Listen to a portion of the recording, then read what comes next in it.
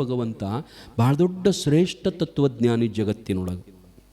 ಬುದ್ಧ ಲಕ್ಷ ಲಕ್ಷ ಶಿಷ್ಯರಿದ್ದರು ಬುದ್ಧನಿಗೆ.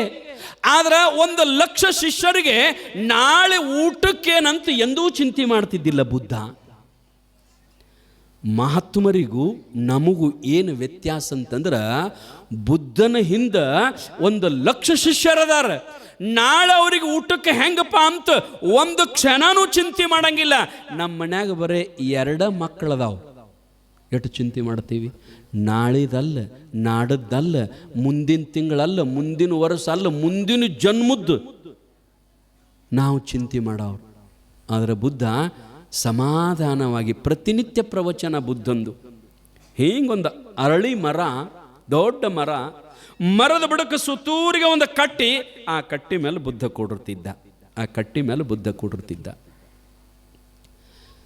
ಪ್ರವಚನಕ್ಕೆ ಜನ ಎಷ್ಟು ಬರ್ತಿದ್ದಂದ್ರೆ ಲಕ್ಷ ಜನ ಬರ್ತಿದ್ರು. ನೀವು ಕೇಳಿರಲ್ಲ, ಸಿದ್ದೇಶ್ವರ ಮಹಾಸ್ವಾಮಿಗಳಿಗೆ ಹೆಂಗೆ ಜನ ಸಾಗರೋಪಾದಿಯಲ್ಲಿ ಹರಿದು ಬರ್ತಿತ್ತಲ್ಲ, ಹಂಗೆ ಬುದ್ಧನ ಪ್ರವಚನಕ್ಕೆ ಸಾಗರೋಪಾದಿಯಲ್ಲಿ ಜನ ಹರಿದು ಬರ್ತಿತ್ತು.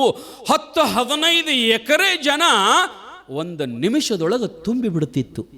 ಬುದ್ಧ ಸರಿಯಾಗಿ ಪ್ರವಚನ ಪ್ರಾರಂಭ ಮಾಡ್ತಿದ್ದ. ಕೇವಲ 45 ನಿಮಿಷ ಪ್ರವಚನ ಮಾಡ್ತಿದ್ದ. 45 ನಿಮಿಷ ಪ್ರವಚನ ಮಾಡ್ತಿದ್ದ. ಒಬ್ಬ ಹೆಣ್ಣು ಮಗಳು ಗಂಡ ಸತ್ತಿದ್ದ.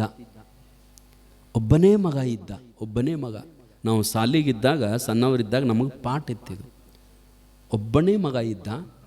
ಬುದ್ಧ 1 ತಿಂಗಳು ಪ್ರವಚನ ಮಾಡ್ತಿದ್ದ. ಗಂಡ ಸತ್ತಿದ್ದ ಆ ಹೆಣ್ಣು ಮಗಳಿಗೆ. ಗಂಡ ಸತ್ತ ನಂತರ ಆಕೆ ಬದುಕಿದ್ದು ಯಾರಿಗಾಗಿ ಅಂತಂದ್ರೆ ತನ್ನ ಮಗನಿಗಾಗಿ.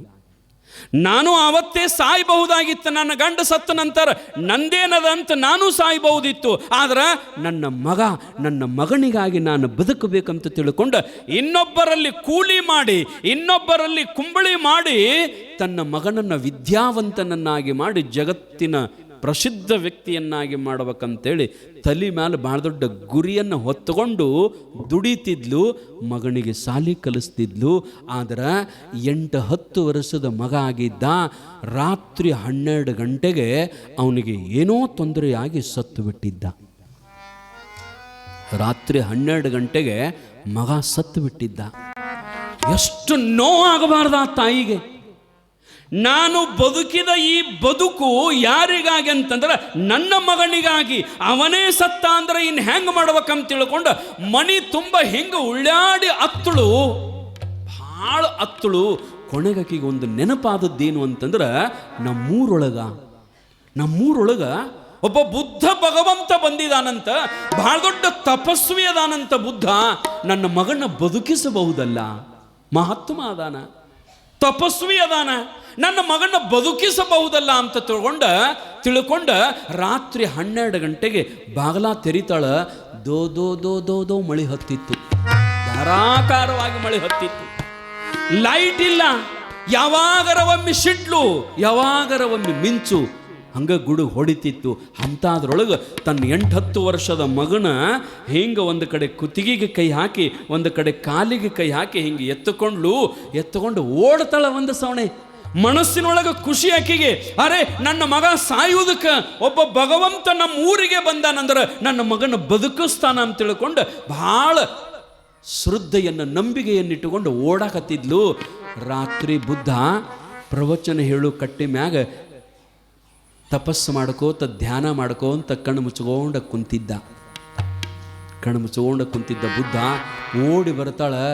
ಮಳಿ, ಕಲ್ಲ, ಮುಳ್ಳ, ಗುಡ್ಡ. ಆ ಗುಡ್ಡದೊಳಗೆ ಏನೂ ದಾದಿಲ್ಲ, ಏನೂ ಖಬರಿಲ್ಲ ಮೈಯೊಳಗೆ. ಹೆಣ್ಣು ಮಗನಿಗಾಗಿ ಓಡಿ ಬರ್ತಾಳ. ಬುದ್ಧ ಕಣ್ಣು ಮುಚ್ಚಿಕೊಂಡು ಧ್ಯಾನಾಸಕ್ತನಾಗಿ ಕುಂತಿದ್ದ ಬುದ್ಧ ಅವನ ಮುಂದೆ ಬಂದು ಹಾಕಿದ್ಲು ತನ್ನ ಮಗನನ್ನು. ಅವನ ಮುಂದೆ ಹಾಕಿ ಒಂದಿಷ್ಟು ಸಪ್ಪಳ ಮಾಡೋದ್ರೊಟ್ಟಿಗೆ ಬುದ್ಧ ಭಗವಂತ ಎಚ್ಚರ ಆಯಿತು. ತೋಸಗೊಂಡಾಳ. ಆಕೆನ ಕೇಳಿದ, ಯಾಕಮ್ಮ ತಾಯಿ ಏನಂತಂದಾಗ ಕೈ ಮುಗಿತಾಳೆಯಪ್ಪ, ನನ್ನ ಮಗ ಸತ್ತಿದ್ದಾನೆ. ನಾನು ಬದುಕಿದ್ದು ನನ್ನ ಮಗನಿಗಾಗಿ. ನನ್ನ ಗಂಡ ನನ್ನ ಮಗ ಹೊಟ್ಟೆಯಲ್ಲಿದ್ದಾಗ ನನ್ನ ಮಗ ನನ್ನನ್ನು ಬಿಟ್ಟು ಹೋಗಿದ್ದಾನೆ. ನನ್ನ ಮಗ ನನ್ನ ಹೊಟ್ಟೆಯಲ್ಲಿದ್ದಾಗ ನನ್ನ ಗಂಡ ನನ್ನ ಬಿಟ್ಟು ಹೋಗಿದ್ದಾನೆ. ನಾನು ಬದುಕಿದ್ದು ನನ್ನ ಮಗನಿಗಾಗಿ.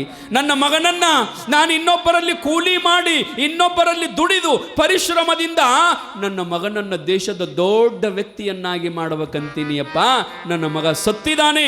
ನೀನು ತಪಸ್ವಿ, ನೀನು ಮಹಾತ್ಮ, ನೀನು ಭಗವಂತ, ನನ್ನ ಮಗನನ್ನು ಬದುಕಿಸು ಪರಮಾತ್ಮ ಅಂತ ತಿಳ್ಕೊಂಡ ಬುದ್ಧನ ಕಾಲ ಮೇಲೆ ಬಿದ್ದು ಉಳ್ಳಾಡಿ ಅಳ್ತಾ ಇದ್ಲು. ಬುದ್ಧ ಒಂದ್ಸಾರಿ ನಕ್ಕ. ನಕ್ಕೋಂತ ಬುದ್ಧ ತಾಯಿಗೆ ಹೇಳ್ತಾನೆ, ಅಮ್ಮ ನಿನ್ನ ಮಗನನ್ನು ಬದುಕಿಸ್ತೇನೆ. ನೋಡ್ರಿ, ಬುದ್ಧ ಹೇಳ್ತಾನೆ, ನೀನು ದುಃಖಿಸಬೇಡ, ನಿನ್ನ ಮಗನನ್ನು ನಾನು ಬದುಕಿಸ್ತೀನಿ. ಇಷ್ಟು ಅನ್ನೋದಷ್ಟೇ ತಡ ಆಕೆ ಮನಸ್ಸಿನೊಳಗ ಸಂತೋಷದ ಸಾಗರದ ಅಲೆಗಳು ಹಿಂಗ ಅಪ್ಪಳಿಸಿ ಬರಾಕತ್ತಿದ್ವಲ್ಲ. ನನ್ನ ಮಗ ಬದುಕ್ತಾನೆ, ನನ್ನ ಮಗ ಹೇಳ್ತಾನೆ, ನನ್ನ ಮಗ ಓಡಾಡ್ತಾನೆ, ನನ್ನ ಮಗ ಮತ್ತೆ ನನ್ನನ್ನು ಮಾತಾಡಿಸ್ತಾನೆ, ನನ್ನ ಮಗ ಬದುಕ್ತಾನಂತ ಹೇಳಿದಾನಲ್ಲ ಬುದ್ಧ. ಇಂಥ ಮಹಾತ್ಮ ಸುಳ್ಳು ಹೇಳ್ತಾನೆ, ನನ್ನ ಮಗ ಬದುಕ್ತಾನಂತ ಮಹಾತ್ಮ ಹೇಳಕತ್ತಾನಂತ ಬಹಳಷ್ಟು ಖುಷಿ, ಬಹಳಷ್ಟು ಸಂತೋಷ. ಆದರೆ ಬುದ್ಧನ ಮನಸ್ಸಿನೊಳಗೆ ಏನಿತ್ತು ಅಂತಂದ್ರೆ, ಆ ಹೆಣ್ಣು ಮಗಳನ್ನು ತತ್ವಜ್ಞಾನಿಯನ್ನಾಗಿ ಮಾಡಬೇಕು ಅಂತ ಸಂಕಲ್ಪ ಇತ್ತು. ಯಾವ ಮಗ ಸತ್ತಿದಾನಲ್ಲ, ಯಾವ ಮಗನಿಗಾಗಿ ದುಃಖ ಪಡ್ತಾಳಲ್ಲ, ಅದೇ ಮಗನ ಹೆಣವನ್ನು ನೋಡಿ ಆಕೆ ನಗಬೇಕು. ಅದೇ ಮಗನ ಹೆಣವನ್ನು ನೋಡಿ ಆಕೆ ನಗಬೇಕು. ಹಂಗೆ ಮಾಡ್ಬೇಕಂತ ಹೇಳಿ ಬುದ್ಧ ಆಕೆಗೆ ಹೇಳಿದ, ನಿನ್ನ ಮಗನ ಬದುಕಿಸು ತಾಯಿ. ನಿನ್ನ ಮಗ ಬದುಕ್ತಾನೆ, ಆದರೆ ಆ ಬದುಕಿಸಲಿಕ್ಕೆ ಒಂದು ಔಷಧಿ ಬೇಕದಕ್ಕೆ. ಒಂದು ಔಷಧಿ ಬೇಕು. ಆ ಔಷಧಿ ನೀ ತಂದು ಕೊಟ್ಟೆ ಅಂದ್ರೆ ಈಗ ಸದ್ಯ 5 ನಿಮಿಷದೊಳಗೆ ನಿನ್ನ ಮಗನ ಬದುಕಿಸ್ತೇನಂತಂದಾಗ ಆಕೆ ಅಂತಾಳೆ, ಯಪ್ಪ ನನ್ನ ಮಗ ಬದುಕಲಿಕ್ಕೆ ಯಾವ ಔಷಧಿ, ಯಾವ ಗಿಡಮೂಲಿಕೆ ಎಲ್ಲಿ ಸಿಗ್ತದ, ಅಥವಾ ನನ್ನ ರಕ್ತ ಬೇಕೋ, ನನ್ನ ಪ್ರಾಣ ಬೇಕೋ, ನನ್ನ ದೇಹ ಬೇಕೋ, ನನ್ನ ಮಗನನ್ನು ಬದುಕಿಸಲಿಕ್ಕೆ ಏನು ಬೇಕು ಕೇಳು, ಔಷಧಿ ನಾನು ತಂದು ಕೊಡ್ತೀನಿ. ಅಮ್ಮ, ಅದಕ್ಕೆ ನಿನ್ನ ಪ್ರಾಣ ಬೇಕಿಲ್ಲ, ನಿನ್ನ ರಕ್ತ ಬೇಕಿಲ್ಲ, ನಿನ್ನ ಹೃದಯ ಬೇಕಿಲ್ಲ. ಅವ ಬದುಕು ಸಾಕ. ಔಷಧ ಏನಂದ್ರೆ ಸಾದಾ ಸಾಮಗ್ರಿ ಔಷಧ. ಏನಂತಂದ್ರೆ ಒಂದು 4 ಕಾಳು ಸಾಸಿವೆ ತಂದು ಬಿಡುವ, ಒಂದು 4 ಕಾಳು ಒಂದಿಷ್ಟು ಸಾಸಿವೆ ತಗೊಂಡು ಬಾ, ನಿನ್ನ ಮಗನ ಬದುಕಿಸಿ ಬಿಡ್ತೀನಿ ಅಂದ. ಆಕೆ ಅಂದ್ಲು, ನಗಾಕತ್ತಿದ್ಲಕ್ಕಿ, ಬರೀ ಸಾಸಿವೆ? ಯಪ್ಪ, ನಮ್ಮ ಮನೆಯೊಳಗೆ ಒಂದು ಡೆಬ್ಬಿನ ತುಂಬ್ಯಾವ ಸಾಸಿವೆ, ಈ ಸಲ ಒಂದು ಡೆಬ್ಬಿನ ತರ್ತೀನಿ ಪರಮಾತ್ಮ, ನಾನು ಸಾಸಿವೆ ಕಾಳು ತರ್ತೀನಿ ಅಂತ ತಿಳ್ಕೊಂಡು ಓಡಕತ್ತಿದ್ಲ. ಹಂಗ ಬುದ್ಧ ಹೇಳ್ದ, ಅಮ್ಮ ತಾಯಿ, ಸಾಸಿವೆ ಕಾಳ ನಿನ್ನ ಮಗನ ಬದುಕಿ ಸಾಕಬೇಕು, ತಗೊಂಡು ಬಾ. ಆದ್ರೆ ಒಂದೇನಂತಂದ್ರೆ ಸಾವಿಲ್ಲದ ಮನೆಯ ಸಾಸಿವೆಯ ತಾರವ್ವ. ಸಾಸಿವೆ ಕಾಳು ಎಂಥವು ಬೇಕು ಅಂತಂದ್ರೆ, ಎಂಥ ಸಾಸಿವೆ ಕಾಳಿನಿಂದ ನಿನ್ನ ಮಗ ಬದುಕ್ತಾನಂದ್ರ, ಯಾರ ಮನೆಯೊಳಗೆ ಎಂದೂ ಸತ್ತಿಲ್ಲ, ಸಾಯ್ಲಾರದ ಅವ್ರ ಮನೆಯಾಗಿನ ಸಾಸಿವೆ ಕಾಳು ತರ್ಬೇಕು ನೋಡ್ಯವ. ನಿನ್ನ ಮನ್ಯಾಗ ಸತ್ತಾನ ನಿನ್ನ ಮಗ, ಅವು ಔಷಧಕ್ಕೆ ಬರಂಗಿಲ್ಲ ಅಂತಂದಾಗ ಆಕೆ ಅಂದ್ಲು, ನನ್ನ ಮನೆಯಾಗಿಲ್ಲಪ್ಪ, ಬೇರೆದವ್ರ ಮನೆ ಅಂತ ತರ್ತಾನಂತ ಓಡಿ ಆದ್ಲು. ರಾತ್ರಿ 1 ಗಂಟೆ ಆಗ್ಯದ, 2 ಗಂಟೆ, ಲೈಟ್ ಇಲ್ಲ, ಧಾರಾಕಾರವಾಗಿ ಮಳೆ, ಸಿಡ್ಲ, ಮಿಂಚ, ಅಂತಾದ್ರಾಗ ಗುಡ್ಡ ಇಳಿದು ಓಡಿ ಹೋಗಿ ಊರಾಗ ಹೋಗಿ ಬಾಜು ಮನೆಕಿ ಮಲ್ಕೊಂಡಿದ್ಲು. ಆಕಿ ಬಾಗಲ ದಡ ಬಡದ್ಲು. ಯಾರಂತ ಎದ್ದು ನೋಡಿ ಬರ್ತಾರ, ಈಕೆ ಹೆಣ್ಮಗಳು. ಯಾಕವ ತಾಯಿ, ಯಾಕಂತಂದಾಗ, ಏನಿಲ್ಲ, ನನ್ನ ಮಗ ಸತ್ತದ, ಬುದ್ಧನತ್ತೆ ಕೋದೀನಿ, ಬದುಕಿಸ್ತಾನಂತ, ಒಂದಿಟ್ಟು ಸಾಸಿವೆ ಕಾಳು ಬೇಕಾಗ್ಯಾವ ಔಷಧಕ್ಕೆ ಕೊಡು ಅಂತಂದಾಗ ಆಕಿ, ಯವ್ವ ಸಾಸಿವೆ ಕಾಳು ನನ್ನ ಮನ್ಯಾಗ ರಗಡದಾವ, ತರ್ತನಂತ ಒಳಗೆ ಓಡಿ ಹೋಗಾಕತ್ತಿದ್ಲು. ಈಕೆ ಮತ್ತೆ ಆಕಿನ ಕರೆದ್ಲು, ಮತ್ತು ನಿಮ್ಮ ಮನ್ಯಾಗ ಯಾರು ಸತ್ತಾರೇನಂತ ಕೇಳಿದ್ಲು. ಯಾಕ, ಸಾವಿಲ್ಲದ ಮನೆಯ ಸಾಸಿವೆಯ ತಾರ, ನಿಮ್ಮ ಮನ್ಯಾಗ ಯಾರು ಸತ್ತಾರೇನು? ಈಗ ಒಂದು 15 ದಿವಸದಿಂದ ನಮ್ಮ ಮಾವ ಸತ್ತಾನ, ನಿನ್ನ ಮನೆಗಿಂದ ಸಾಸಿವೆ ನಡೆಯಂಗಿಲ್ಲ. ಮತ್ತೊಬ್ಬರ ಮನೆಗೆ ಹೋದ್ಲು, ಬಾಗಲ ಬಡದ್ಲು, ಸಾಸಿವೆ ಅಂದ್ಲು. ತಗೊಂಬರಕ್ಕೆ ಹೋಗುವಾಗ ನಿಮ್ಮ ಮನೆಗೆ ಯಾರು ಸತ್ತಾರೇನು? ಈಗ 1 ತಿಂಗಳಿಂದ ನಮ್ಮ ಅತ್ತಿ ಸತ್ತಾಳಯ್ಯವ್ವ, ನಿಮ್ಮ ಮನೆಗಿಂದ ನಡೆಯಂಗಿಲ್ಲ. ಅವ್ರ ಮನೆಗೆ ಹೋದ್ಲು, ವರ್ಷದಿಂದ 2 ವರ್ಷದಿಂದ 5 ವರ್ಷದಿಂದ ಊರೊಳಗೆ ಸಾವಿಲ್ಲದ ಮಣಿನ ಇಲ್ಲ. ಊರೊಳಗಷ್ಟೇ ಅಲ್ಲ, ಜಗತ್ತಿನೊಳಗ ಸಾವಿಲ್ಲದ ಮನೆಯೇ ಇಲ್ಲ. ಆಕೆ ಅಂದ್ಲು, ಎಲ್ಲರ ಮನ್ಯಾಗ ಸತ್ತಾರಲ್ಲ, ಎಲ್ಲರ ಮನೆಯೊಳಗೆ ಸತ್ತಾರ, ಮತ್ತು ನನ್ನ ಮನೆಯೊಳಗೆ ಏನು ಹೊಸಾದದ, ನನ್ನ ಮನೆಯೊಳಗೂ ಎಲ್ಲರ ಮನ್ಯಾಗ ಸತ್ತಂಗ ನನ್ನ ಮನೆಯೊಳಗೂ ಸತ್ತಾರಂತ ತಿಳ್ಕೊಂಡು ಓಡಿ ಬುದ್ಧನತ್ತೆಗೆ ಬಂದು ಮುಂದೆ ನಿಂತಿದ್ಲು. ಆಕೆಯ ಮನಸ್ಸಿನೊಳಗೆ ಉಲ್ಲಾಸ ಮುಖದ ಮ್ಯಾಗ ಹರಿದು ಬರ್ತಿತ್ತು. ಬುದ್ಧ ಕೇಳಿದ, ಯವ್ವ ನಿನ್ನ ಮಗನ ಬದುಕಿಸ್ತೀನಿ, ಸಾಸ್ವಿ ತಂದೇನು ಅಂತ ಕೇಳಿದಾಗ ಬುದ್ಧನಿಗೆ ಹೇಳ್ತಾಳ, ಯಪ್ಪ ನನ್ನ ಮಗ ಬದುಕೋದು ಬೇಡ ಅಂದ. ನನ್ನ ಮಗ ಬದುಕೋದು ಬೇಡ ಅಂತ ತಿಳ್ಕೊಂಡು ಬುದ್ಧನ ಮುಂದೆ ಕುಂತ್ಲು.